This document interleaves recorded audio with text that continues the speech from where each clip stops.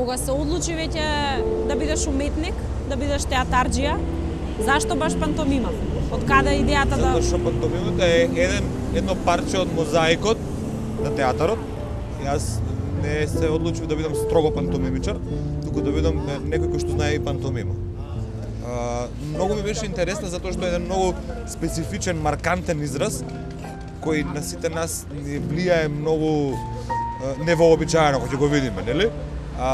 Јас како режисер основно на све ова решив дека треба да се бавам со нешто такво. Да во себе си, во својата кариера имам нешто што е поврзано со во режијата, да има една пантомимна естетика, која што денеска ја користам во изобилие. Точно од тие причини. Да биде парче од мозаикот кој што ќе кити мојот театар. Идол, како веројатно и на многу пантомимичари, ти е Чарли Чаплин. Меѓутоа, забележувам дека не сакаш да го имитираш Чарли Чаплин, туку одиш некаде понатаму. Види, како иде на индијанската поговорка, не оди по стапките на другиот, затоа што нема да ти дојдат твоите, нели? Чаплин е нешто кое што за мене ќе бил и ќе биде икона. И не само во пантомимата, генерално во театарот. Он решил да прави кинопантомима, кој што го направил извонредно, и да се бави само со тоа.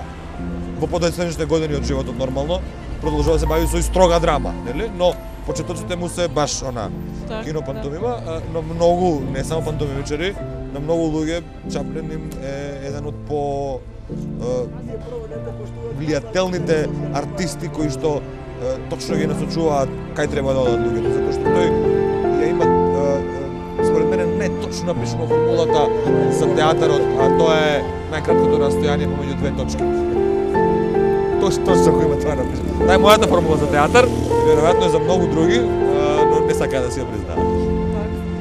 Кога се навраќаш наназад, кога се присетуваш, што е првото нешто што го памтиш поврзано со пантомимата? Кога првпат си видел пантомимичар и кога посака да станеш пантомимичар? Ова беше многу за мене влијател кога видов пантомимичари првпат. Беше многу такво, нели? Јас точно знаев дека сакам да се бавам со некој вид на невербална комуникација. Дали ќе биде тоа физички театар, дали ќе биде тоа, не знам, танц, значи нешто поврзано со тоа. Дали ќе биде пантомима, значи уште не ме пресекол на што точно. И кога ги видов, сватив дека суштина тоа е вистината, нели? Тоа е вистината, дека види како изгледа ова. Мислам, за мене лично пантомимата личи дека е една од звучи безобразно, ама јас секогаш ќе се стојам позади таа професија и една од влијателните која станува збор стрит артот, затоа што е баш уметност, знаеш. Стрит артот е како правец знае да отиде во една насока која што излегува од рамките на театарот. За разлика од пантомимата која што и покрај тоа што е стрит арт се задржува на театарските основи. Со што е поблиско пантомимата? Со танцот или со она класична актерска игра, која веќе ја наречеме класична? Ни со едното, ни со другото. Пантомимата е плод од двете нешта и со собствен подпис. Некои актери ќе го одберат, некои пантомимичари ќе одберат глумата, некои пантомимичари ќе одберат танц. Значи, како зависи како ќе ги наместиш. Зависи како ќе се почувствува тој во пантомимата. Не се користи јазикот, се останува на говор на телото. Колку е полесно да се пренесе порака со пантомима? Апсолутно е многу лесно ако ја научиш. Ако знаеш како се пренесува информацијата, многу лесно. Затоа што пантомимата е израз на емоција преку слика. Многу луѓе погрешно ја сваќаат, мислат дека во ова е пантомимата. Напротив, не е во тоа. Туку е во генералната слика. И е многу, ако тоа го научиш во пантомимата, да знаеш како паузата во драмата. Да знаеш каде знаеш пауза, нели? Кога го научиш тоа кај се става и колку треба да трае за логиката да биде многу сериозно пренесена како информација, е многу лесно. Кои се најбитните карактеристики кои треба да ги има еден пантомимичар? Многу е супер прашање. Да, значи пантомимата во основа има неколку техники кои што треба да ги научиш и откако ќе ги научиш треба да знаеш да ги имплементираш, и тоест да ги компилираш. Сега нема да ги бројам техниките кои се тука, но ги знаат тие што луѓе, зидови, одења, влечења, импулси, нели? Кој ќе го совладаш тоа како материја, тогаш почнуваш да ги изучуваш само останатите техники затоа што се е во суштина во замислениот предмет. Значи не можеш да го учиш секој замислен предмет, ако ги учиш 1, 2, 3 и потоа си го научуваш само на све што следи. Има едно точно изразно харизматично средство. Значи, ако знаеш да употребиш харизмата точно, правилно, според мене тоа е најправилниот пристап. Кога го бираш пантомимичар, кога го гледаш пантомимичар и кога го бираш, викаш, значи тој првенство треба да зрачи со една сценска харизма. Ако го зрачи со таа сценска харизма, онда слободно можеш да не постои човек што не може да се научи техника. Да. Нели? И сега ако приказната е пак во вплотувањето на нештата.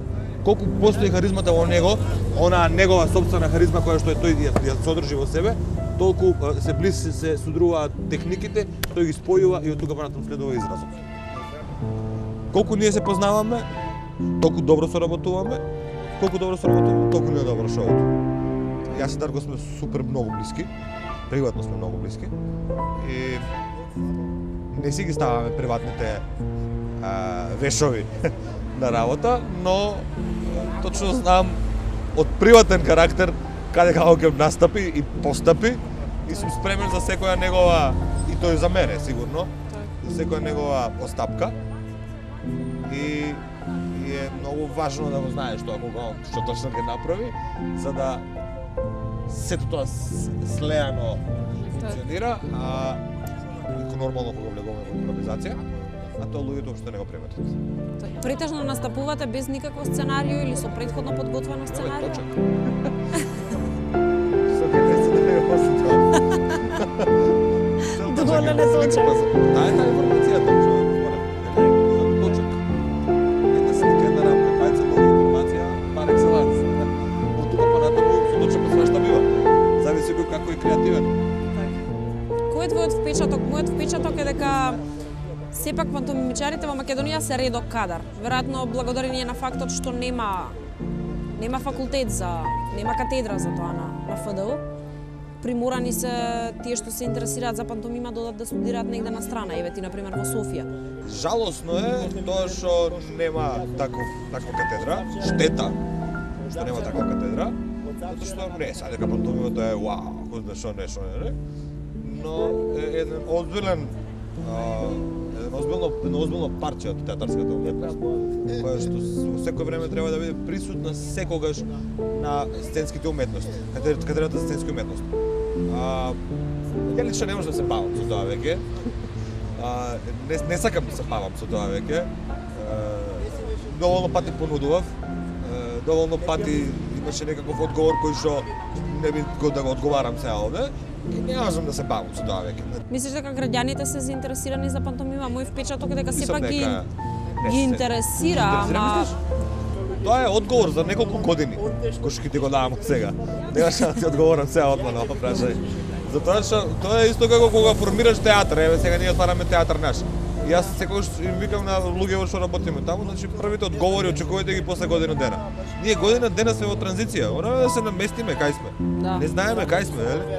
Така да, а особено за ова, затоа што ти наметнуваш еден театар кој што е конкретен правец. Жалосно е така. Жалосно е така. Знаеш, ако ги идеш, ако ги изнагледаш, не, Љубљана, пример.